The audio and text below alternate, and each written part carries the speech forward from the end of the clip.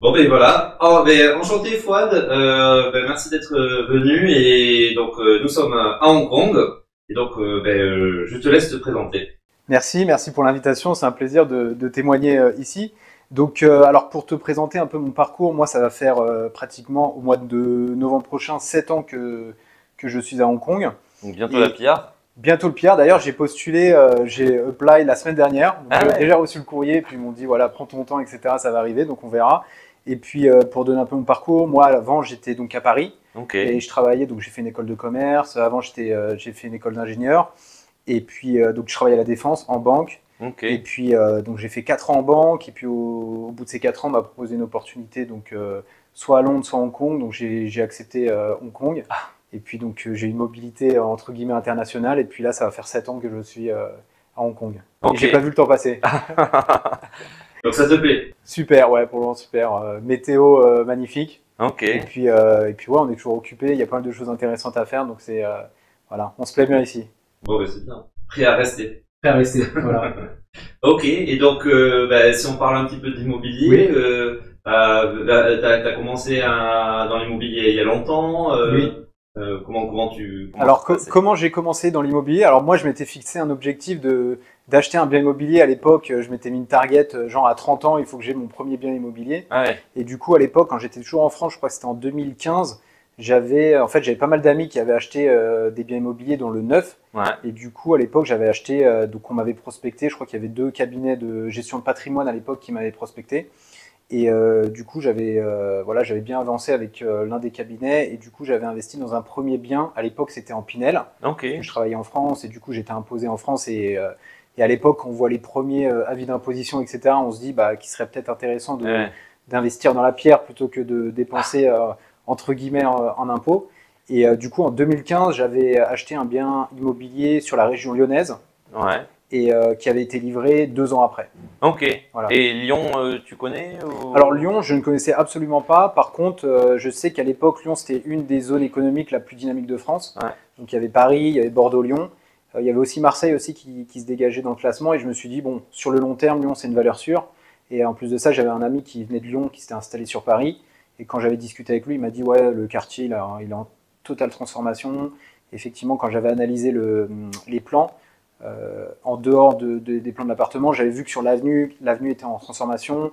Il y avait un tramway qui allait être construit, etc. Donc là, je sais qu'aujourd'hui, voilà, il y a le tramway qui passe dans l'avenue, etc. Et depuis 2017, j'ai jamais eu un jour de vacances locatives sur ce bien immobilier. Il est situé où dans Lyon? Alors, c'est Vénissieux, je traverse la route, je suis à Lyon 8. Ok. Ouais. Donc la localisation est top. Localisation top. Et juste à côté, voilà, en fait, ils sont en train de refaire toute la rue. Et il y a plein de promoteurs immobiliers. Donc ça, c'est un promoteur lyonnais, spécifiquement lyonnais. Et c'est eux également qui font la gestion du bien, qui mettent en location le bien. Non, franchement, je suis pas déçu. De toute façon, en même temps, c'est un bon investissement vu que Lyon a pris a flambé entre-temps au prix au mètre carré. Donc c'est déjà patrimonialement parlant, ton bien a pris beaucoup de valeur. Exactement. Donc alors moi, ce que j'avais apprécié, on va dire, sur cette opération, c'est que à l'époque, quand j'avais emprunté à la banque, en fait, à l'époque, vu que j'avais pas de prêt, c'est la banque qui me demandait à chaque fois est-ce que ça te dirait de faire un prêt immobilier, etc. Donc c'est eux à chaque fois qui me demandaient limite. Et quand j'avais acquis ce bien, j'avais eu l'opportunité de faire un financement, donc bien immobilier plus les frais de notaire. Ouais. Et j'avais également eu un différé de 24 mois. Wow. Et également, j'avais une autre surprise, on va dire plutôt positive, c'est que lorsque il y a eu la phase de construction du bien immobilier, comme le promoteur a eu beaucoup on va dire, de problèmes de retard au niveau de la livraison parce que, en fait, conditions météo, il y a eu beaucoup de pluie à un moment. Lorsque le bien était livré, j'avais reçu un chèque de 7 000 € également de dédommagement. Donc, grosso modo, ça a réduit le prix c'est pas mal. du bien immobilier en 2017. Ok, et en plus, qui ont été financés. Qui ont été financés, bien sûr. Voilà. Et ce que j'avais fait également par rapport à ce bien immobilier, c'est que vu que j'avais mis 0 apport, j'avais un peu d'épargne de côté. J'avais en fait structuré l'investissement dans ce bien immobilier en mettant mon cash dans 2 SCPI. Okay. Donc j'avais mis une SCPI, je crois que c'était Quorum Conviction, ouais. Et une autre SCPI, c'était Perial PFO2. Okay. Et du coup, bien sûr, quand on investit dans la SCPI, il y a un délai entre l'investissement et la date de jouissance. Je crois que c'est 3 mois à l'époque. Mais voilà, tous les mois, il y en a une qui verse, je crois que c'est Quorum, il verse tous les mois. Je crois que je touchais 90 €. Okay. Et PFO2, je crois que c'est trimestriellement, 190, quelque chose comme ça. Donc j'étais en différé de 24 mois, mais je touchais déjà des revenus de SCPI. Donc tu as diversifié dans ton patrimoine. Exactement. Voilà. Donc en même temps, 2 projets, c'est top. Exactement. Voilà. Et donc là, c'est quoi comme type de bien? Donc ça, c'était un bien en Pinel que j'ai loué en nu. Ok, en nu. Oui. Donc, oui, en Pinel, c'est obligatoirement, c'était 369, c'est ça? Exactement. Ok. Et donc toi, tu as loué, là, c'est toujours loué en vide alors? Là, c'est toujours loué en vide pour le moment, ouais. Pourquoi? Parce qu'en fait, depuis la mise en location du bien, j'ai eu 2 locataires. Donc, et puis voilà, il y a un locataire qui est parti parce que en fait, c'était un couple, ils ont eu un enfant, donc ils voulaient un peu plus d'espace. Et la deuxième personne qui est venue, je crois que c'est une gendarme qui venait de Guyane. Et voilà, je me suis dit que j'allais pas changer les règles, etc. Ouais. Alors que voilà, c'est des locataires qui étaient de bonne qualité. Okay. Donc je me suis dit que je vais laisser les conditions similaires à lorsqu'ils ont fini le bail, pour pas que voilà, pour qu'ils se plaisent. Et puis voilà, le bien, je l'ai visité il y a pas très longtemps. Il est toujours en excellent état. Ouais. Ok. Et donc là, ce bien, il se loue super bien. Il n'y a pas de vacances locatives. Tout se passe bien. Tout se passe bien. Alors, ce qu'il faut savoir également, c'est que ce bien, donc il y avait un bien, il fait grosso modo, je crois qu'il fait 55 mètres carrés, entre 55 et 60. Et ce qui est intéressant sur ce bien, c'est qu'il y a une énorme place de parking handicapé au sous-sol.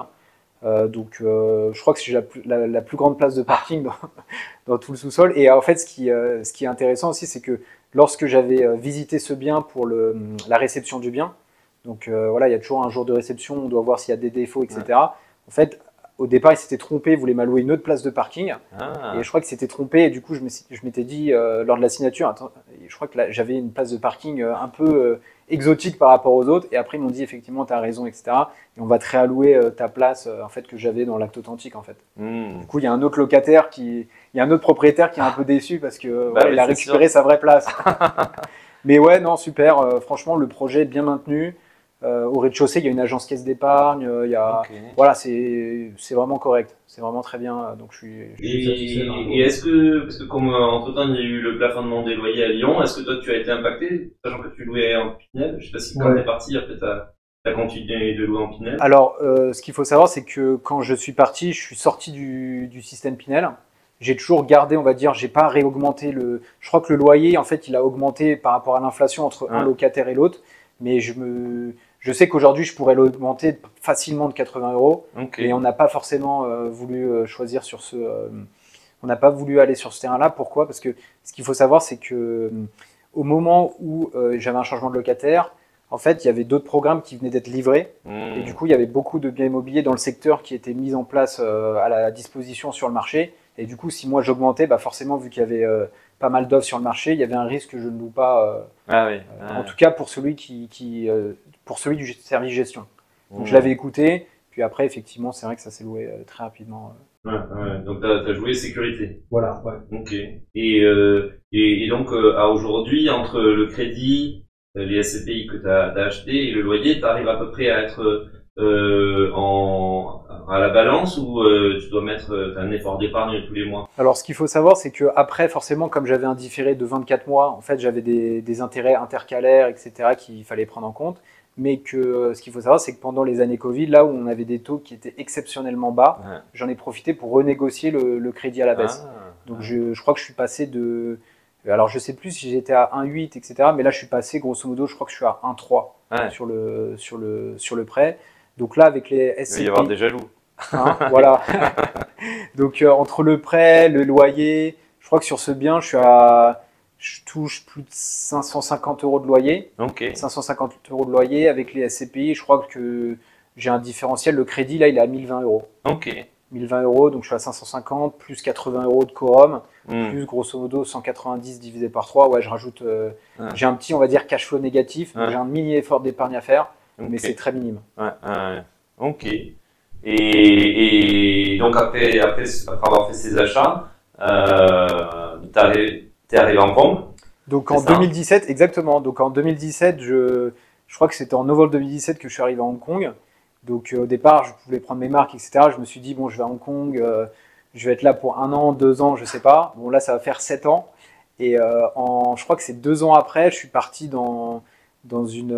En fait, moi, je suis très intéressé par tout ce qui est investissement, etc. au-delà de l'investissement dans l'immobilier, j'ai fait également d'autres investissements, mais c'est quelque chose qui me passionne en vrai. Et du coup, je suis parti, je me suis dit, bon, l'appartement c'est sympa, mais comment est-ce qu'on peut aller plus vite et qu'est-ce qu'on peut faire d'autre? Et en fait, c'est vrai qu'en 2020, on avait des taux qui étaient vraiment exceptionnellement bas, taux immobilier. Je me suis dit, autant en profiter. Et c'est là que je me suis dit, bon, on va passer à la vitesse supérieure. Et du coup, là, j'ai investi dans un immeuble de rapport. Ok. Tout ça? Un immeuble de rapport. Donc là, je suis sur la région lilloise. Ok. Donc rien à voir. Je connaissais pas Lille, comme Lyon, hein, je connaissais pas. Mais je me suis dit, bon, pourquoi pas se diversifier sur la région France. Et du coup, c'est à ce moment-là que j'ai commencé à chercher sur Internet les chasseurs immobiliers. Et du coup, j'ai prospecté 3-4 chasseurs immobiliers de différentes entreprises différentes. Et du coup, je suis tombé, on va dire, j'ai accroché avec un chasseur. Et du coup, il m'a trouvé un bien immobilier qui m'a dit, voilà, j'ai un bien et tout, il faut se positionner vite et tout. Et bon, j'ai posé pas mal de questions et tout. La rentabilité était là, parce qu'on était on était à plus de 10% brut de rentabilité. Je crois que j'étais à 10,93 sur ce bien-là. Et par contre, il y avait tout à faire, quoi. J'ai juste gardé les 4 murs et j'ai fait, je crois, 180 000 euros de travaux sur l'immeuble. Et le bien, il était à? Le bien, je crois qu'il était à moins de 150 000 euros. Ah oui, donc plus de travaux que de... Plus de travaux, ouais. Et l'ancien propriétaire, en fait, il voulait se débarrasser de ce bien pour aller sur une autre opération. Il arbitrait son patrimoine. Et du coup, là, voilà, il m'a présenté ça. J'ai fait des visites par WhatsApp. Visite par WhatsApp, visite 3D via Matterport. Donc il avait un appareil, il prenait des photos 3D, il m'envoyait ça. Et après, en fait, je me souviens à l'époque, je courais sur Arbor Road, là, parce que je crois qu'on était en début de période Covid, donc les salles étaient un peu fermées. Et là, je lui ai dit par WhatsApp, vas-y, je te prends ton bien. Et là, il m'a appelé, il m'a dit, vas-y, déconne pas. Comment ça se fait que tu me le prends comme ça, alors que les gens, en général, ils m'appellent 10 fois, ils me posent 50 000 questions et tout. Je fais, non, t'inquiète, je suis sûr, je le prends. Ok. Et du coup, donc je lui ai fait une offre d'achat, qu'il a transmis au propriétaire a accepté. J'avais négocié pour obtenir le bien libre de tout occupant. Finalement, en fait, il y en a un qui est parti, mais il y en a un autre qui est resté. Et du coup, voilà, offre acceptée. Et là, je suis parti, voilà, offre prêt à la banque et tout ça. Et pareil, 110% de financement. Ah ouais, waouh. En tant qu'expatrié, c'est génial. Alors j'avais juste une condition, d'acheter une part sociale, ça m'a coûté 20 euros. Ouais, c'est top. Ouais. Et donc là, cet immeuble, il y avait combien d'appartements? Est-ce qu'il y a eu des transformations? Oui, alors sur cet appartement, donc au rez-de-chaussée, il y avait 2 locaux commerciaux. Donc un local commercial que j'ai fait transformer en appartement. Donc, parce qu'en fait, il y avait plus de 55 mètres carrés. Et en fait, voilà, c'est quelque chose qui était très bien pour un appartement. Et au niveau des appartements, il me semble, au niveau des étages, j'ai 6 appartements et 2 historiquement locaux commerciaux, donc un qui est resté local commercial et un qui est un appartement, un grand T2. Ah ouais. Et au niveau des travaux, donc il y a eu énormément de travaux, donc 180 000 euros de travaux. Donc ouais, on a refait pratiquement tous les appartements, division de compteurs, les compteurs d'eau étaient déjà séparés, donc ouais, c'était un peu challenging parce que c'était en pleine période de Covid. Donc les entreprises, elles n'avaient pas le droit d'intervenir sur le chantier, justement à cause des normes sanitaires, etc. Donc il y a eu pas mal de, voilà, il y avait pas mal d'entreprises, pas mal d'artisans en France qui étaient justement en difficulté parce qu'ils devaient payer leurs employés et du coup les chantiers ils étaient un peu à l'arrêt. Mais ouais, c'était un gros projet, mais du coup j'ai eu pas mal de, j'ai eu pas mal de surprises, mais j'ai beaucoup appris par rapport à ce projet-là. Ouais. Et combien de temps ça a pris? Donc là, le projet, ce qu'il faut savoir, c'est que au niveau du projet, au niveau des travaux, donc la première entreprise avec qui j'étais passé, qui m'a été recommandée par le chasseur immobilier. Donc c'est pour ça que en fait, comme le chasseur immobilier m'a recommandé cette entreprise, en fait, de facto, je lui ai fait confiance, etc. Mais en fait, pour l'entreprise de travaux, en fait, c'était peut-être un chantier qui était trop gros pour cette entreprise, parce que voilà, cette entreprise, historiquement, elle avait rénové des salles de bain, des apparts, etc. Mais rénover un immeuble complet avec façade, transformation de destination d'appartements, etc. C'était peut-être trop gros par rapport à eux, surtout que on était en période de Covid. Donc au départ, ils commençaient bien. Après, ils ont un problème avec leurs salariés qui préféraient ne plus travailler plutôt qu'aller sur le chantier et d'avoir des risques d'avoir Covid, etc. Et du coup, il y a eu pas mal de retard. Et du coup, j'ai dû aller en justice.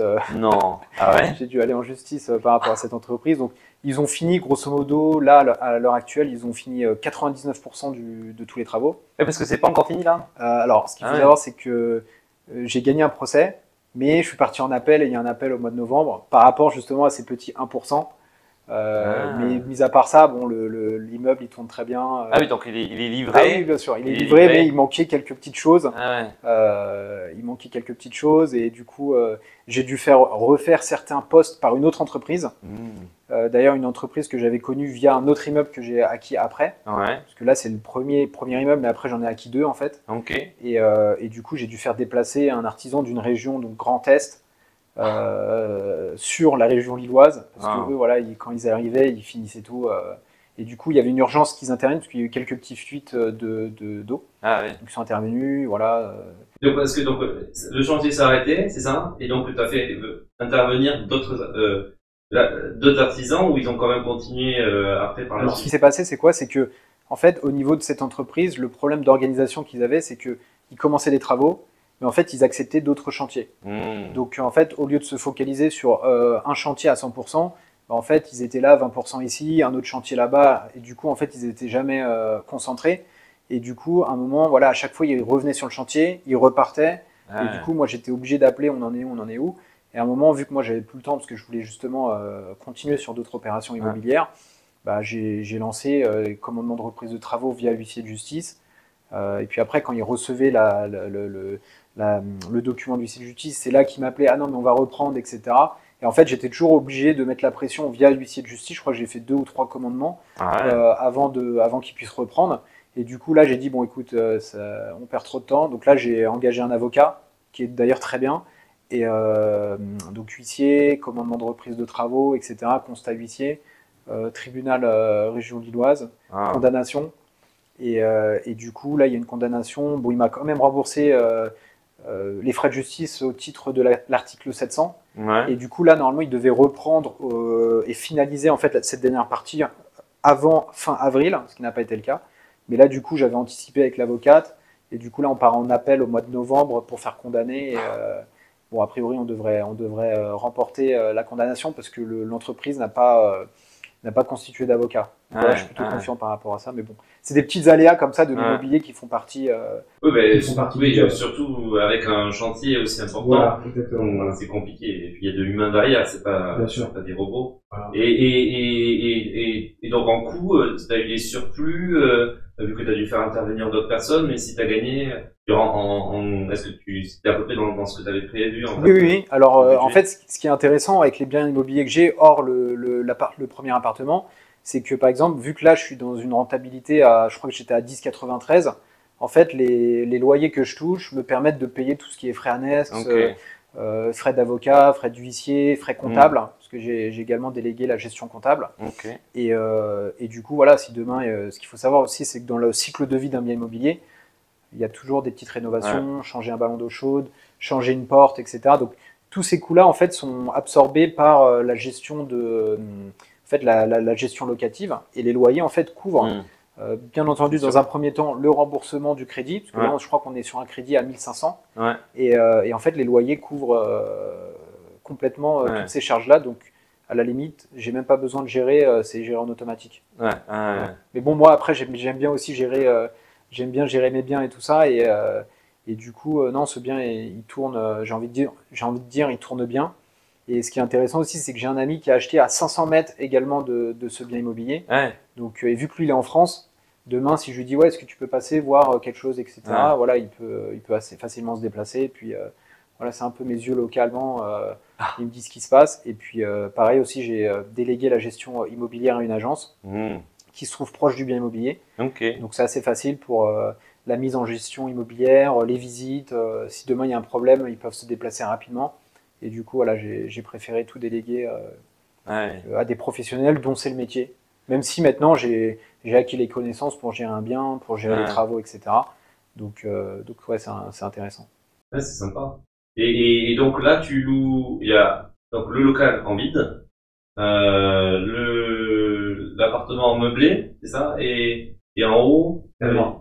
Alors, il y a une petite spécificité par rapport à ça, c'est que avant de partir sur ce bien immobilier, sur cette transaction, en fait, j'étais passé par un fiscaliste pour mettre en place une stratégie fiscale. Et du coup, donc le fiscaliste, en fait, il m'a posé des questions, etc. On est parti sur une stratégie fiscale sur 10 ans. Et du coup, au niveau de la stratégie, on est parti sur une ségrégation de destination, c'est-à-dire on a trois biens immobiliers en LMNP, parce que quand on est expatrié, en fait, au niveau des critères fiscaux d'expatriés versus des personnes qui sont en France, on a le critère domiciliation, revenus du foyer, les revenus locatifs, etc. Donc là, en fait, si par exemple on est en France et qu'on a des revenus élevés, en fait, la limite au niveau des loyers pour ne pas passer en LMP, en fait, peut être capée par rapport aux revenus. Plus de 23 000 euros. Exactement. Et par contre, quand on est expatrié, on a un cap. Alors, je ne sais plus, c'est 15 500 ou 23 000, je ne sais plus. 23 000. Voilà, c'est ça. Et du coup, on a exactement mis ces 3 appartements pour que les loyers x3, en fait, ils ne dépassent pas ce cap, pour pas que je passe automatiquement en loi meublée professionnelle. Donc, c'est ce qu'on a fait. Et du coup, tous les autres, in fine, sont mis dans la partie location nue. Donc, déficit foncier. Et vu que j'avais fait pas mal de travaux, donc 180 000 euros de travaux, en fait, ça, on a une ardoise de travaux qui est reportable sur 10 ans. Donc aujourd'hui, depuis que je fais la déclaration avec l'expert comptable, on n'a jamais payé d'impôt, en fait. Et ce qu'il faut savoir, c'est que sur les 2 biens immobiliers que j'ai acquis, on a fait des travaux. Donc à chaque fois, je partais, je rénovais un appart. Donc un appart, c'est quoi, 23 000 euros de travaux, grosso modo. Parce qu'après, les autres biens, on a des apparts de 60 mètres carrés. Donc voilà, ça rapporte du déficit foncier. Et du coup, là, je sais que sur les prochaines années, à part si changement de législation fiscale, je sais que je ne vais pas payer d'impôts. Ok. Intéressant. Et donc, juste au niveau de la localisation de cet immeuble, il est situé où Alors là, je suis à 10 minutes de Lille. Je suis en voiture. Hein. 10 minutes de Lille en voiture. Et puis même, en fait, il y a un train. En fait, grosso modo, c'est la 2e ville lilloise. Donc, quand les étudiants quittent Lille, ils viennent dans cette ville. Et du coup, c'est une ville en totale transformation. Ce qu'il faut savoir, c'est juste en face de mon bien, il y a une nouvelle résidence qui a été construite. C'est-à-dire en logements qui ont été vendus en surplan. Et du coup, c'est une ville qui est plutôt attractive. Donc, j'ai pas de problème pour louer. Et puis même pour les locaux commerciaux, j'ai même été prospecté par la mairie. Parce qu'au niveau de la mairie, en fait, ils ont une pile de dossiers de commerce, de gens qui veulent se lancer dans du commerce. Et ils cherchent du coup des locaux, en fait. Et là, donc, c'est quoi comme type de commerce? Donc là, j'ai une personne qui vend des vêtements. Et j'ai une autre personne qui vend du café. Donc c'est totalement différent, mais voilà, je voulais pas trop de métiers de bouche, de trucs qui apportent du monde. Voilà, je voulais aussi que les locataires soient qui soient au calme. Donc et puis voilà, ça se passe très bien. Il y a des places de parking Alors il n'y a pas de place de parking, mais au niveau de la rue, en fait, je suis sur une avenue où il y a des places publiques. Il y a un peu de places payantes, mais du coup, c'est assez facile de se garer à côté, quoi. Et les locataires, après, c'est qui comme des étudiants, des couples Alors on a un peu de tout. Ce qu'il faut savoir, c'est que pendant les travaux, j'ai réussi à garder un locataire parce qu'il voulait pas. Je vais proposer. J'ai même proposé de le payer. Il voulait pas. Il m'a dit non, je reste dans le bien immobilier, etc. Donc j'ai dit ok, bon, il y aurait quand même un peu de bruit, etc. Il m'a dit non, il n'y a pas de problème. Et du coup, on a rénové son appartement en dernier. Donc là où il a été, on va dire correct, c'est que pendant la rénovation, temporairement, en fait, on a réussi à le faire déplacer dans un appartement rénové. On lui a dit, bon, ça c'est ton appart pendant 2 mois, et puis après tu reviendras dans ton appart. Et ça va, il a joué le jeu, qu'on a réussi à le déplacer, etc. Et le deal que j'avais avec lui, c'était que s'il restait, qu'on n'augmentait pas son loyer. Donc aujourd'hui, il est dans un logement pratiquement tout rénové, et il a son ancien loyer qui était de 380 €, alors que les nouveaux loyers sont 430.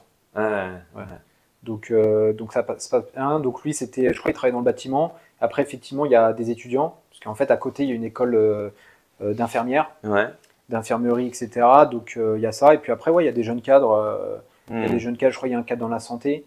Parce que ce qu'il faut savoir, c'est qu'à Lille, il y a pas mal de zones, je crois que c'est Euralille ou je sais plus quoi, où il y a des zones où il y a pas mal de startups dans le domaine de la santé. Et du coup, les gens, ils sont plutôt corrects. De toute façon, c'est comme Lyon, c'est une zone hyper tendue et difficile de trouver des logements. Donc, exactement. C'est sûr que c'est aussi un bon investissement là. Exactement. Donc pas trop de difficultés à mettre en location. Après, ce qu'il faut savoir, c'est que vu que nous, on a fait les travaux, on a tout rénové, bah, en fait, les gens, ils venaient, ils rentraient dans les logements, ils se disaient « Ah ouais, je le prends direct ». Parce que ce qu'il faut savoir, c'est que j'étais passé aussi par une architecte d'intérieur. Donc l'architecte d'intérieur, elle a optimisé les espaces, elle a mis des couleurs un peu sympas, des couleurs un peu tendance, etc. Mais qui ne soient pas trop, on va dire, tendance sur le short terme. C'est des trucs sur 10 ans, on sait qu'on pourra toujours le relouer avec voilà, la nouvelle cuisine, etc. Donc c'était nouvelle isolation. Donc ça souhait assez. En parlant d'isolation, c'est vrai qu'avec les nouvelles lois énergétiques et l'interdiction de louer dans quelques, au fur et à mesure là, les 3 dernières lettres de FPG dans le DPE, donc c'est quelque chose que tu as pris en compte. Bien sûr, les DPE, effectivement, c'est des trucs qu'on a pris en compte. Donc, la première chose qu'on avait faite dans la rénovation de cet immeuble, c'était de changer les fenêtres. Donc, changer les fenêtres, double, voire triple vitrage. Et après, effectivement, isolation. Parce que ce qu'il faut savoir, c'est que je crois le premier appart en neuf que j'avais acheté, on était sur des normes RT 2012. Et là, au niveau de la rénovation, au niveau de l'isolation, on est des normes encore supérieures. Donc, au niveau de la chauffage électrique, on a enlevé tout ce qui était gaz pour optimiser aussi la consommation électrique. Donc il n'y avait plus de gaz, et aussi au niveau de l'intérieur, vu que les espaces étaient optimisés, même pendant le Covid, en fait, les gens ils se sentaient bien à rester dans l'appart, à travailler depuis la maison et tout ça. Donc c'était l'espace aussi, c'est quelque chose à prendre en compte, notamment par rapport au retour d'expérience sur la partie Covid. Il n'y avait pas d'espace extérieur. Hein. Il n'y a pas d'espace extérieur. Et malgré ça, les gens ils se sentaient bien. Ok, intéressant. Donc voilà, donc ça c'est le premier immeuble. Après, au niveau, donc 2 ans après, ce que j'ai fait, c'est que je suis parti sur une autre opération. Comment est-ce que alors que l'autre était toujours en cours, c'est ça non, c'était déjà fini. Alors j'avais toujours les problèmes avec l'artisan, et je me suis dit ça va pas m'arrêter là. Et en fait, le temps que je perdais, l'énergie que je perdais, en fait, avec parce que ce qu'il faut savoir, c'est que moi, je travaillais genre de 8h à 19h. Je rentrais chez moi, c'était une autre journée qui commençait. Journée légale, etc. Monter le dossier avec l'avocat et tout, parce que mine de rien, ça demande beaucoup d'énergie. Et à un moment, dans ma stratégie, je me suis dit, bon, ça me fait perdre du temps cette histoire. Comment est-ce que je peux faire pour essayer de gagner le temps perdu ? Et là, je me suis dit, plutôt que de mettre toute mon énergie dans cette affaire, bon, on va faire en sorte que l'affaire continue, mais je vais partir sur encore une plus grosse opération pour encore gagner tout ce que j'ai perdu avec cette histoire. Et du coup, vu que j'avais prospecté en fait des chasseurs immobiliers au moment où j'avais acquis ce bien immobilier, donc en fait j'avais un autre chasseur immobilier, en fait j'en avais contacté 3. Il y en a un qui n'était pas très réactif, c'était sur la région Bordeaux, je crois. Et l'autre qui m'a répondu, c'était la région Grand Est, Strasbourg, Mulhouse, etc. Et du coup, à un moment, je lui envoie, en fait c'est toujours quand je faisais mon sport le soir, là, je lui envoie un message vocal, je lui dis est-ce que tu as des biens intéressants et tout. Il me fait ouais, là j'ai un super bien, etc. Comme quoi la prospection, le fait de garder le contact, etc., ça peut vraiment aider, ça peut payer. Et là, il me dit, ouais, j'ai un super bien d'une personne qui veut s'en débarrasser parce qu'il veut quitter la région et tout ça. Et du coup, il veut pas. En fait, à l'époque, il voulait donner le bien à ses enfants, mais il voulait pas s'en occuper. Et il me dit, voilà, dis-moi si ça t'intéresse. Et là, je fais, ok, envoie-moi les photos, envoie-moi le dossier. Donc le dossier, c'est toujours un PDF avec tous les apparts. Taxes foncières, les revenus locatifs, etc. Et là, on était à 14% de rentabilité. 14% de rentabilité. Et là, je lis le truc, je lui dis, je te le prends. Pareil sur WhatsApp. Et là, il me fait, non, mais t'es sérieux et tout ça. Je fais, ouais, t'inquiète. Et il est situé où ? Et là, en fait, il est situé à Mulhouse. Ah oui, ok. Ce qu'il faut savoir, en fait, que donc lui, il était il est chasseur immobilier sur la région Grand Est. Mulhouse, il connaît un peu Strasbourg et les alentours. Et du coup, là, ce qu'il faut savoir, c'est que moi, à l'époque, j'écoutais beaucoup de podcasts sur l'immobilier, etc. Je m'intéressais beaucoup à l'immobilier. Et je sais que j'avais vu Mulhouse comme la ville la plus rentable de France. Et en fait, je me dis, attends, Mulhouse, ville plus rentable de France, etc. Il y a quelque chose à faire. Et du coup, je lui dis, allez, je te prends le bien. Et du coup, il me fait, ouais, mais est-ce que tu as le financement et tout ? Je fais, t'inquiète pas, je vais tout faire en sorte pour que le financement passe. Il est à combien l'immeuble ? Donc là, l'opération totale était à 480 000. Donc là, par contre, on est sur un plus gros immeuble. L'immeuble d'avant, je crois qu'on était dans les 300 mètres carrés. Là, on est dans les 400, je crois qu'on est plus de 460 mètres carrés. Donc 8 appartements et un grand local commercial de 110 mètres carrés au rez-de-chaussée. Et du coup, là, pareil, je passe par une banque. Ce qu'il faut savoir, c'est que moi, avant de passer à la banque, je fais un business plan. Donc en général, quand je présente à la banque, en fait, toutes les banques me disent t'es le premier à nous présenter ça, quoi. Donc je prépare donc le business plan avec la démographie, l'évolution de la ville, est-ce qu'on avait une ville industrielle avant, est-ce qu'on est passé sur une ville start-up, etc. Et je présente ça, donc je présente ça à 6 banques. Ouais. 6 banques, et j'en retiens une qui me propose les meilleures conditions. Et à l'époque, donc j'ai eu le financement. Par contre, j'ai pas eu le 110%. Ouais. J'ai dû mettre un collatéral de 60 000, ouais. 60 000 euros que j'ai dû placer dans des produits financiers. Donc 15% à peu près. Ouais, grosso modo, 15%. Et que j'ai placé dans les produits financiers qui m'ont rapporté plus de 20% de rentabilité. Parce qu'à l'époque où j'ai investi, c'était où les marchés, en fait, limite, c'était moi qui mettais la pression pour dire est-ce que je peux investir maintenant ? Et du coup, j'ai investi dans des.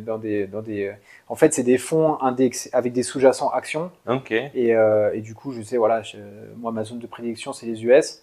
Les US avec le marché un peu français. Et là, on voit que S&P, c'est record historique. 440, pareil, on a battu le record et tout ça. Donc, voilà, c'était intéressant. Donc, voilà, donc, le collatéral, il n'y avait pas de souci. Collatéral, il n'y avait pas de souci. Et en fait, ce qu'il faut savoir aussi par rapport à ce bien, c'est que je voulais faire je voulais rénover un appart, justement pour créer du déficit foncier. Donc, en fait, tous les appartements étaient loués. Donc, il y en avait 8. Donc, il y en avait 7 loués. Local commercial loué avec un bail jusqu'en 2026. Ouais. Et du coup, il y avait un appartement. Je devais emprunter donc 20 000 euros pour faire des travaux. Et là, la banque m'a dit, écoute, pas de problème, on se fait un crédit conso. Et là, j'ai eu un crédit conso à 1,3 à l'époque. Ouais. Et le crédit conso que j'ai eu, le taux est inférieur au dernier crédit que j'ai eu. Wow. Et du coup, ce qui est intéressant aussi, c'est que les intérêts du crédit conso, l'expert comptable arrive à déduire ça dans la stratégie, etc. Donc, en gros, c'est top. Donc là, le local commercial, t'as rien fait, t'as pas fait de travaux. Alors, ce qu'il faut savoir également sur ce local commercial, et c'est vraiment la beauté du local commercial, c'est que quand on est sur un bail professionnel, un local commercial, limite, on peut uniquement donner les 4 murs au preneur, donc le preneur, et c'est le preneur qui va se débrouiller. Donc le preneur avait fait 110 000 euros de travaux dans le local commercial. Wow. Donc en gros, les 110 000 euros de travaux qu'il a fait. Pour combien de mètres carrés ? 110 mètres carrés. Ah ouais. Donc 110 mètres carrés, mais en fait, c'est un bien, en fait, c'est un local à destination de métier de la bouche. Ouais. Donc il avait dû mettre en place un système d'évacuation d'air avec des filtres. Avec 2 moteurs, un sur le toit, un au rez-de-chaussée, etc. Bon, il y avait pas mal de normes à respecter, et toutes ces normes ont coûté des frigos derrière, hermétiques, etc. Donc voilà, tout ça a coûté. Et je sais que derrière, ça a apporté de la valeur à mon bien, parce que voilà, ils ont fait le carrelage, évacuation des eaux, filtration des graisses et tout ça. Donc voilà, il y avait pas mal d'investissements effectués. Et ce bien, ouais, c'est. Ils sont toujours quand même. Ils y sont toujours. Et c'est un bien qui est vraiment cash flow positif mais extrême sur ce bien. Donc, là, quand tu parles extrême, à peu près combien alors là, j'ai quoi sur ce crédit-là? Je suis donc au niveau il me semble que sur le crédit, je suis à 1500. Ouais. Au niveau du crédit travaux, je crois que je suis à 300 euros, crédit conso. Ouais. Et par contre, ce bien, il me rapporte assez facilement. Bon, bien des fois, il y a des charges, etc. Parce que je dois remplacer des portes et tout ça, mais sans trop de problème, il me rapporte 4500 euros sur le compte. Donc le reste c'est du cash flow qui est de mon côté. Oui, parce que mine de rien, c'est-à-dire que t'as pas fait les travaux sur les autres appartements, donc probablement t'auras par rapport aux autres immeubles que t'as achetés et que t'as rénovés, là potentiellement t'auras peut-être des travaux plus, oui. Mais qui sont pas gênants parce que t'as du cash flow bien sûr. Et que ça te fera des travaux pour déduire de tes impôts dans le futur. Bien sûr. Oui, après effectivement dès qu'il y a un changement de locataire, on essaye en sorte de mettre un petit coup de peinture ou remettre en état s'il y a vraiment quelque chose de cassé, quoi. Ouais. Mais en général, petit coup de peinture, ou au pire, je vais changer une cuisine, je vais mettre une nouvelle cuisine équipée. Ouais. Et avec l'artisan que j'ai, qui est très bon et qui avait même réussi à se déplacer dans une autre région pour faire des travaux, lui, il vient en 2 semaines, il peut me remplacer une cuisine, en 1 mois, il peut me retaper un appart. Oh. Très très bon. Ok. Donc, et là, ils sont donc les 8 appartements, c'est ça, sont loués vides. Donc les 8 appartements sont loués en nu. Pourquoi ? Parce qu'en fait, j'avais déjà atteint la limite possible pour le LMNP sur la région Lille. Ouais. Donc tout est loué en nu. Et le local commercial, pareil, c'est loué en nu, parce que c'est lui-même qui a amené ses machines pour la gestion de son activité. Et du coup, pareil, là, tous les biens... pareil, j'ai toujours en fait le même expert comptable qui, dans la stratégie fiscale, englobe que ce soit l'appartement en région lyonnaise, Lille ou Mulhouse. Ouais. Et du coup, voilà, sur l'interface, ce qui est bien, c'est que tout est ségrégé par type de stratégie fiscale. Et puis, c'est à moi d'uploader les documents une fois par an. Puis après, il m'envoie ma liasse fiscale et j'ai juste à mettre sur le site internet les chiffres qu'ils m'ont donnés, en incluant justement la partie fiscale des SCPI. Tout ça, c'est un peu différent pour déclarer en fonction d'où se trouvent les biens, est-ce que c'est en Europe ou pas. Et du coup, non, pareil, ça tourne très bien. Et donc là, c'était livré, ça t'a acheté et signé chez notaire, c'était à quelle date? Donc ça, c'était il y a 2 ans. Donc là, j'avais acheté 2017-2020, c'était en 2022. 2022. Et là, il est situé l'immeuble dans le centre de Mulhouse. Alors, ce qu'il faut savoir, donc je suis dans le centre de Mulhouse. Donc, je pense que les gens ici qui écouteront, ils verront où c'est. En fait, alors la chance que j'ai eue, alors je sais pas si c'est la chance ou le hasard, c'est que en fait, l'avenue d'où se trouve le bien immobilier va être entièrement rénovée. Et ce qu'il faut savoir, c'est que le deuxième bien que j'ai acheté sur Mulhouse se trouve également dans une avenue qui sera rénovée, passée en avenue piétonne. Donc je pense que sur le long terme, c'est quelque chose qui va apporter de la valeur au bien, parce que je sais que sur le premier bien en neuf que j'avais acheté, où le tramway est passé, en fait, j'avais refait, recertifié la valeur du bien, etc. Et je sais que le bien avait pris 75 000 € entre la date d'achat de 2017. Donc 2015 livré en 2017 et je crois que c'était 2023, plus 75 000 €. Donc pareil pour les immeubles, dès qu'il y a les travaux, de toute façon dans des rues comme ça, les aménagements, ça va prendre de la valeur. Donc bien situé. Bien situé, et puis toujours loué. Bien sûr, des fois il y a des gens qui doivent partir parce qu'ils quittent la zone, etc. Ils quittent la région des fois même. Mais taux d'occupation très bien, local commercial au rez-de-chaussée. Ce qui est bien, c'est que juste en face à droite, j'ai un parking public. Donc si je voulais, en fait, ce qu'il faut savoir, c'est que dans les Conches, je pourrais refaire un autre appartement de 60 mètres carrés. Et la mairie pourrait facilement valider parce que justement, le PLU, donc le plan local d'urbanisme, demande de créer des places de parking pour un nouvel appartement créé. Mais vu qu'il y a des places de parking publiques à côté, je pourrais assez facilement créer un nouvel appart. Mais par rapport au prix du mètre carré de la ville, c'est plus intéressant de prendre cette somme-là et de partir dans une nouvelle opération que de créer un nouvel appart. Ok. Et au niveau et donc celui-ci au niveau de DPE, diagnostic énergétique, il est classé, il a déjà des travaux. Alors ce qu'il faut savoir sur ce bien, c'est qu'au moment où je l'ai acheté, il y avait l'ancien propriétaire qui avait fait une isolation externe sur l'arrière de l'immeuble. Donc tous les biens étaient déjà classés en D. Donc, je sais que sur le long terme, j'avais pas de problème pour soit augmenter les loyers ou peut-être même le revendre demain. Parce que ce qu'il faut savoir aussi dans la stratégie, c'est que quand on achète un bien immobilier, idéalement, moi ce que je fais en tout cas, c'est bien négocier à la baisse, en dessous du prix du marché, pour pouvoir anticiper une revente. Donc lorsqu'on revend, même si on le vend au même prix, au moins on perd pas. Si on le revend au vrai prix du marché, là on est gagnant. Ça, effectivement, c'est quelque chose. Oui, à court terme, tu veux dire si au cas où il y a quoi que ce soit et que tu dois revendre, au moins il y a moins de risques. Voilà. Et à court terme, et puis même à long terme, parce que vu qu'en fait, tu achètes en dessous du prix du marché, si demain tu le vends, c'est-à-dire même au prix du marché actuel, vu que tu l'avais acheté en dessous, en fait, tu es déjà gagnant. En fait. Tu as déjà une plus-value. Bon, après, moi, ma stratégie, c'est de garder sur le long terme, parce que voilà, c'est des biens qui, au niveau cash flow, c'est là. Et puis du coup, pour le moment, je vois pas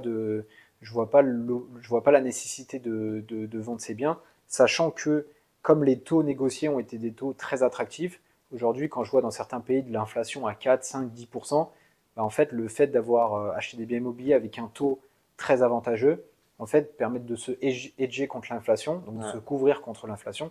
Donc je me dis, voilà, peu importe l'inflation en France, l'augmentation du prix du gaz, etc., moi j'ai toujours un taux qui a 1,4 capé sur 25 ans. Donc, tu as pu emprunter sur 25 ans aussi. C'est sûr que... Un 4 là pour celui-ci là le dernier, le dernier j'ai emprunté uniquement sur 22 ans, c'était le max. Mais sur les autres, je crois que le premier bien c'était 25 ans. Le deuxième pareil, et puis le troisième c'était max 22. Je pouvais pas. C'est déjà pas mal, hein. Pour un expat. Après, je sais que si j'avais été en France, ça aurait été possible. Et donc le dernier bien, C'est ça, le dernier immeuble. Ouais. Donc là, en fait, ce qui se passe, c'est que je suis, donc là, je regarde. Donc là, moi, je regarde en fait dans la big picture au niveau de tous les biens parce qu'à un moment, quand on gère plein de biens, faut voir la vision d'ensemble. Et je me dis, bon, il y a la région Grand Est, ça cartonne plutôt pas mal. Et après, ce qu'il faut savoir, c'est qu'au niveau de la zone, la région un peu Mulhouse, Strasbourg, on n'est pas très loin de l'Allemagne et de la Suisse, donc une région très dynamique. Et en fait, la région de Mulhouse, moi je suis pas originaire de Mulhouse, je connaissais absolument pas Mulhouse, mais en fait, cette zone qui était anciennement industrielle commence à se transformer. On voit plein de projets où il y a des zones, des anciennes friches qui sont transformées en zones où il y a des énormes lofts, où il y a pas mal d'entreprises qui commencent à s'installer. Là, par exemple, au niveau des JO, on voit qu'il y a pas mal de délégations qui sont parties à Mulhouse pour s'entraîner et se préparer, notamment par rapport au changement au décalage horaire. Donc c'est une ville qui commence à attirer beaucoup de gens. Et du coup, là, je recontacte ce chasseur immobilier et je lui dis alors, est-ce que tu as du nouveau et tout? Il me dit ouais, là, j'ai un super bien encore. Il faut que je vende parce que faut que je parte sur une opération à 900 000 euros. Parce qu'en fait, eux, ils sont deux chasseurs de biens. Ouais. Ils prennent, en fait, ils achètent en fait, ils ont un gros parc immobilier. Hein. Le chasseur, je crois qu'il a plus de 100 appartements. Wow. Et en fait, à deux, ils achètent beaucoup de mètres carrés, ils rénovent et ils revendent. Okay. Je crois que là, ils devaient partir à deux sur une grosse opération à 900 000. Donc ils sont marchands de biens. Ils sont marchands de biens, ouais. Et là, il me dit, ouais, là, en fait, j'ai un bien, faut que je l'arbitre. Je viens juste de l'acheter, ça fait moins d'1 an. Vas-y, je te le vends. Ouais. Et du coup, je dis, vas-y, envoie-moi des photos et tout. Et du coup, il m'envoie les photos. Et là, je commence à négocier le prix. Et il me dit, non, vas-y, le prix que tu me proposes, il est trop bas et tout. Sachant qu'avant, j'avais déjà négocié le prix de 50 000 euros sur le précédent bien. Ouais. Et je lui dis, bon, moi, tu sais que si je m'engage, je vais tout faire pour te le prendre. Donc, il n'y a pas anguille sous roche. Et du coup, là, en fait, je discute avec un notaire de la ville. Parce que ce qu'il faut savoir, c'est que à 500 mètres aussi de cet immeuble, il y a le même ami en fait qui avait acheté à 500 mètres de moi à Lille, a également acheté à 500 mètres de moi à Mulhouse. Et du coup, en fait, je contacte son notaire et je lui dis, est-ce que vous connaissez ce bien? Parce que normalement, les notaires de France doivent déclarer le montant du prix de vente des biens immobiliers. Et ce qu'il faut savoir, c'est que sur certaines zones, les notaires, alors je ne sais pas si c'est volontaire ou pas, ils n'ont pas l'obligation de déclarer les prix. Donc du coup, moi, je voyais pas le prix en fait. Donc je contacte le notaire, donc via mon ami qui avait fait la transaction, et je lui demande, est-ce que vous connaissez ce bien? Il me dit, oui, je le connais très bien, parce qu'il y a un acte authentique en cours. Ah. Et en fait, le bien qu'il me proposait était déjà en acte authentique. Ah ouais. Et du coup, moi, je lui fais une offre. En fait, il me dit non, forcément, parce que j'avais proposé moins que l'autre acheteur. Et du coup, donc je laisse couler. Et là, il revient vers moi, il me dit, est-ce que tu es toujours intéressé, etc. Et là, genre combien de temps après? 1 mois et demi. Ah oui, un mois et demi. Et du coup, quand je vois le message, je recontacte le notaire. Et le notaire, donc je l'appelle, et il me dit, oui, le précédent client n'a pas eu son offre. Ah ouais. Il n'a pas réussi à se faire emprunter. C'était au moment où il y avait le Haut Conseil pour la stabilité financière, etc., qui avait mis des critères sur l'obtention des prêts et tout ça. Et du coup, je contacte le notaire, et le notaire me donne le prix précédent d'achat. Ah ouais. Moi, j'avais l'info. Donc, je le contacte, je lui dis, écoute, je te propose tant, je te le prends tout de suite. Donc, encore plus bas que la première offre que tu lui avais fait. Ouais. Et là, il me dit, mais jamais de la vie, je te le vends à ce prix-là, etc. Et après, je lui dis, non, mais si, je pense que c'est un bon prix. En plus, toi, tu veux partir sur une autre offre, etc. Et à un moment, il me dit, mais pourquoi tu me proposes ce prix? Jamais de la vie, j'ai acheté à ce prix-là. Et là, bon, je joue carte sur table avec lui, je dis, voilà, je sais que tu as acheté à ce prix-là, etc. On a des relations en commun, ils m'ont dit et tout. Et là, il se braque, il me dit, je te le vends pas. Ah ouais. Et du coup, je laisse couler une semaine, et là, je reviens vers lui, je lui dis, bon, écoute, toi, tu veux partir sur une opération, mettons notre ego de côté, faisons que l'opération se passe, comme ça, toi, tu veux partir, etc. Il me fait, ouais, écoute, t'as totalement raison et tout. Et puis là, du coup, en fait, j'ai acheté au même prix que lui avait acheté plus les frais de notaire. Comme ça, en fait, il perdait 0. Et du coup, j'ai acheté le bien. Aussi, immeuble de rapport. Donc là, je suis pratiquement à 800 mètres du précédent immeuble. Tous les biens sont loués. J'avais tous les biens loués, tous les appartements. Je crois qu'il y avait 6 appartes. Possibilité de créer un nouvel appart dans les combles. 2 locaux commerciaux vides. Donc ils étaient vides volontairement parce que l'ancien chasseur de biens ne voulait pas mettre en location. Parce qu'il voulait que comme les locataires, c'est des personnes âgées, ils ne voulaient pas trop qu'il y ait de bruit, etc. Et du coup, là, j'ai réussi à louer un local commercial, une personne qui vend des vêtements également. Et là, j'ai une possibilité il y a une personne qui serait intéressée pour louer le 2e local commercial. et qui serait dans le design de fenêtres. Il vendrait des fenêtres, donc voilà, il n'y a pas trop de bruit, etc. Comme ça, il fera des belles fenêtres. Belle fenêtre, j'espère qu'il me fera des prix. Et du coup, locataire, plutôt personnes âgées. Je crois qu'il y a une locataire qui est là depuis 1974. Elle a un bail, c'est en francs. Waouh. Ouais. Et 230 € son bail. Interdiction d'augmenter les prix, etc. Bail protégé. Mais c'est pas grave, ils se sentent bien, etc. Et là, je suis à plus de 12% de rentabilité brute. Et là, pareil, le bien tourne tout seul. Ce qui est intéressant sur ce bien, c'est que également, ils vont refaire l'avenue. Et au niveau de la partie commune, c'est un peu les anciennes parties communes de la région Grand Est, où on a des tapisseries au niveau des murs, etc. C'est un peu à l'ancienne, mais voilà, ça a son charme, quoi. Donc il n'y a pas de travaux là. Il n'y a aucun travaux à faire. Aucun travaux à faire. Ce que j'ai fait, c'est que comme en fait il y avait des portes qui étaient quand même assez anciennes, donc c'était des portes avec une partie vitrée au milieu. Donc là, c'est des trucs, voilà. Et je sais que là récemment, il y a un locataire qui est parti. Directement, la première chose que j'ai fait, c'est que j'ai changé la porte. Voilà, on a sécurisé la chose. Mis à part ça, aucun travaux à faire. Aucun travaux à faire. Et puis les gens, ils sont assez satisfaits. J'ai même, je crois que j'ai remplacé un toilette d'une locataire parce que les précédents propriétaires, des fois, ils veulent pas trop faire de travaux, etc. La personne était là depuis super longtemps. Je lui ai changé son toilette, elle est super contente. Et à chaque fois, quand je viens, ils disent le nouveau propriétaire, il est sympa. Mais t'as été à Mulhouse? Ah non, tout à distance, encore une fois. Donc t'as jamais été de ta vie à Mulhouse? Alors si, j'y suis déjà allé, parce que maintenant, j'ai rencontré l'agence immobilière qui gère 2 de mes immeubles, qui gère aussi l'immeuble d'un de mes amis qui est sur place. L'artisan aussi. Maintenant, c'est lui qui connaît tous mes biens. Dès qu'il y a un truc à faire, je lui fais confiance, je le laisse gérer. Donc des fois, j'y vais quand je suis en passage en France.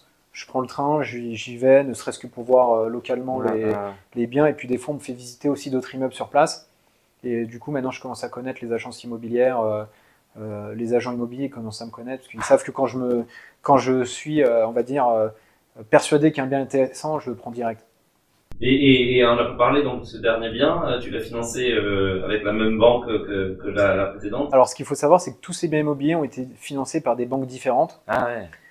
Pourquoi? Parce que en fait, ce qu'il faut savoir, c'est que, alors je fais pas de généralité avec toutes les banques, mais en fait, quand une banque, elle a déjà, alors moi, ce que j'ai observé personnellement, c'est quand une banque, en fait, elle a déjà un client comme client, elle va moins faire d'efforts pour te proposer les meilleures conditions.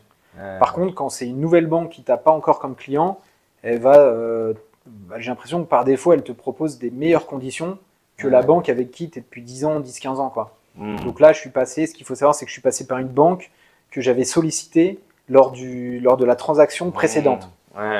Donc j'étais passé par... Alors pour ce bien, je crois que j'avais sollicité pareil 6 ou 7 banques. Donc j'ai toujours présenté mon business plan, etc. Et la meilleure offre, en fait, c'était la personne que j'avais sollicitée lors d'une précédente transaction, que je connaissais déjà, parce qu'eux, à l'époque, ils faisaient un KYC par visio. Donc on s'était déjà eu au téléphone, le contact était bien passé, etc. Et là, pareil, j'ai eu exactement la même condition que la banque précédente, c'est-à-dire qu'il fallait que je mette 60 000 € en collatéral. Donc, pareil, collatéral sous-jacent Action France. Et pareil, là, les actions ont cartonné, donc super. Je suis parti sur des fonds indexés luxe. Et là, on a vu LVMH, Kering, ça cartonne. Air Liquide aussi un peu. Donc voilà, plutôt bonne stratégie. Et là, je crois que je suis à plus de 20%, pareil. Et donc là, c'est quoi tes prochains... Est-ce que tu as envie de continuer à développer ton patrimoine? Oui. C'est quoi tes idées? Alors là, la stratégie que j'avais, c'était soit continuer dans l'immeuble de rapport. Ce qu'il faut savoir, c'est que moi, la stratégie que j'ai, c'est la stratégie cash flow rentabilité. Donc, qui dit cash flow rentabilité dit que faut gérer les entrées-sorties, ça demande de la gestion active, même si derrière il y a l'agence qui gère, mais des fois, voilà, je suis là un peu à chapeauter l'agence. Par rapport à l'histoire des travaux, j'étais là limite à administrer une entreprise de rénovation, alors que c'est pas mon métier, mais j'étais là à expliquer comment une entreprise de travaux générer du cash flow, ne pas se diversifier sur 10 chantiers, mais peut-être mettre une équipe sur un chantier pour apporter du cash flow à l'entreprise et gérer mon chantier pour continuer et livrer le chantier. Donc je faisais de l'administration qui n'était pas forcément mon métier, donc ça demande un peu d'effort. Donc je sais qu'il y a d'autres personnes, ils n'aiment pas trop ça. Aussi, je sais que chez certaines personnes, les travaux font peur. Travaux, salle de bain, cuisine, ça fait peur. Mais moi, j'ai déjà fait peut-être 10 rénovations d'appart là. Donc, pour moi, c'est normal maintenant. Donc plus tard, la stratégie, ça va être soit de partir dans du patrimonial, c'est-à-dire appart ou immeuble avec de la belle pierre. Bien entendu, quand on part sur ce type de produit, on est sur un prix au mètre carré plus élevé, qui dit également rentabilité inférieure avec un effort d'épargne. Ou l'autre idée que j'avais, c'était de construire, mais plutôt à l'étranger. Mais par contre, ça aussi, la différence, c'est que c'est apport cash, donc la possibilité de leverager des fonds prêtés par des banques françaises, c'est un peu plus... Et quand tu parles de l'étranger, c'est où les idées? Alors là, je connais pas mal de personnes qui ont investi à Lombok, pas mal qui ont investi à Bali, Canggu, Seminyak ou Ubud au niveau des rizières. Et voilà, quand je parle avec eux, il y a un taux de rentabilité qui est quand même assez intéressant. Par contre, là, c'est que du Airbnb. Voilà. Donc après, c'est une stratégie qui est aussi différente. Louer le terrain, on n'est pas propriétaire. Construire, au bout de 30 ans, que se passe-t-il? Est-ce qu'on renouvelle? Est-ce qu'on rend la maison, on refait une autre opération? Voilà, c'est une stratégie qui est totalement différente. Une gestion de risque aussi qui est différente. Donc là, si je pars sur ce type de projet, c'est plutôt à but de diversification. Non, c'est sûr. C'est intéressant. Et donc c'est la réflexion du moment. Voilà, réflexion du moment. Et puis à côté, il y a toujours d'autres. Moi, j'aime bien aussi investir en bourse. Les ETF, j'aime bien. Marché, moi, ce que j'aime bien, c'est le marché US. Parce que, comme disait Warren Buffett, on fait confiance à l'économie américaine. Et peu importe ce qui se passe, subprime, Covid, etc., on voit que sur le long terme, le marché il est toujours up. Et du coup, c'est jamais été déçu par le marché US. Et bien entendu aussi par certaines boîtes. On a des très belles boîtes en France. Kering, je parlais d'Hermès tout à l'heure, Air Liquide. On a des très très belles boîtes d'Assaut Systèmes, d'Assaut Aviation, etc. Avec le Rafale qu'ils ont énormément à l'étranger. Bon, les banques un peu moins. Les gens ne trustent pas trop les banques françaises. Mais du coup, il y a l'économie française, américaine. Je suis très bullish sur certaines boîtes. Et les ETF, 440. Il y a le marché indien aussi qui est très intéressant. Nifty 50 avec les boîtes qui ressemblent les 50 plus grosses capitalisations en Inde. Donc voilà, moi je suis plutôt bullish sur ces trois marchés-là, mais pas trop sur le marché Hong Kong ou chinois bizarrement. Donc voilà, diversification. Faut pas trop non plus diversifier, mais voilà, moi je suis persuadé que l'idée, ma stratégie, bon ça va dépendre également des autres investisseurs, mais moi, ma stratégie quand je pars sur l'immobilier, c'est de leverager à 100% la banque quand c'est possible, et le cash que j'ai, de l'injecter dans d'autres assets qui, eux, vont générer de la rentabilité. Donc ça peut être la SCPI, tout à l'heure je parlais des SCPI, ou actions ETF qui, eux, vont générer également de la rentabilité, voire du dividende. Donc ça aussi, c'est un placement à pas prendre en compte, parce qu'après, tout ce qui est généré peut être réinvesti dans l'immobilier. Donc, tout à fait. Voilà. Donc moi, le conseil que je donnerais, c'est l'immobilier peut faire peur, mais une fois qu'on y est, quand on regarde au niveau du passé, on se dit attends, ça fait déjà 5 ans que j'ai bien immobilier, tous les mois il y a des loyers qui tombent en automatique sur le compte. Pourquoi je ne l'ai pas fait avant en fait? Donc moi, le seul regret que j'ai aujourd'hui, c'est pourquoi je ne l'ai pas fait avant. Voilà. Mais bon, à l'époque, j'avais pas les connaissances et j'avais pas rencontré de personnes qui me parlaient de l'immobilier, etc. Moi, je me suis formé en lisant des bouquins, en écoutant des podcasts. J'espère que ce podcast inspirera plus d'un et d'une personne. Et du coup, quand on commence à mettre le pied à l'étrier, on se dit non, mais il faut absolument que je continue. Et après, bien sûr, j'aimerais bien partir dans l'acquisition de centres commerciaux, etc. Mais bon, pour ça, faut des fonds, quoi. C'est clair. Et puis peut-être qu'à distance aussi, c'est compliqué de tout gérer. Parce que je sais pas, après, il y a peut-être aussi le fait de se dire si j'ai genre 100 apparts ou 1000 apparts, il y en a qui en ont, être à l'étranger, c'est peut-être compliqué aussi, parce que ça demande beaucoup d'implications après, même si c'est géré. Vaut mieux être sur place en France. C'est vrai. Après, c'est vrai que moi, dès le départ, en fait, j'ai pris la stratégie de déléguer à des personnes dont c'est le métier, donc stratégie fiscale, fiscaliste, comptable, expertise comptable, qui gèrent d'ailleurs beaucoup d'expatriés qui sont hors de France. Du coup, c'est pour ça qu'ils font tout à distance, etc. Après, effectivement, tout ce qui est notaire, avocat, j'ai eu la chance de tomber sur des gens qui sont en fait très dans le digital. Et je pense que la période Covid a beaucoup aidé, parce qu'aujourd'hui, on peut signer électroniquement. Bah oui, avant, on ne pouvait pas signer, depuis Hong Kong, on ne pouvait pas signer en électronique. Hein, exactement. Au départ, c'était compliqué. Je me souviens, à chaque fois, ils me disaient envoie-nous un DHL et tout. À chaque fois, je devais payer $35 US pour envoyer un DHL. Et sur le long terme, j'ai vu que c'était direct, VeriSign, signature, je recevais un SMS, en 2-2 c'était réglé. Et pareil pour les notaires, on signe à distance avec la webcam, ou limite, le dernier bien, je me suis même pas connecté, j'ai délégué ça à mon artisan. Ah ouais. Je lui ai dit, vas-y, je te délègue, signe pour moi. Il s'est déplacé, il a signé, et ils lui ont même donné les clés, et super. Donc ouais, il y a eu le Covid, mine de rien, a rendu service sur la digitalisation du service immobilier, et franchement, c'est une belle chose. Ça fait gagner beaucoup de temps, franchement. Ouais. Au niveau des banques, au niveau de tout ce qui est aussi agence IMO. Agence IMO, maintenant, les biens en fait sont visités, ils mettent Matterport, on a le plan 3D, on peut visiter, si on a un casse-vierre, c'est encore mieux. Et en fait, on voit le bien comme si on y était, on n'a même pas besoin de se déplacer en fait. Et ça rend également service à l'agent immobilier qui lui n'a pas forcément besoin de se déplacer pour faire des visites, etc. Donc, tout à fait. Donc top, ouais. Donc, franchement, je regrette pas le. Bon, des fois, ça demande de l'implication et du temps. Bon, voilà, des fois, j'ai observé qu'il peut avoir aussi un manque de réactivité. Que ce soit au niveau de la banque, souvent, des fois, ils sont en vacances. Ils partent en vacances sans prévenir. C'est vrai qu'en France, il y a beaucoup de jours fériés, de vacances.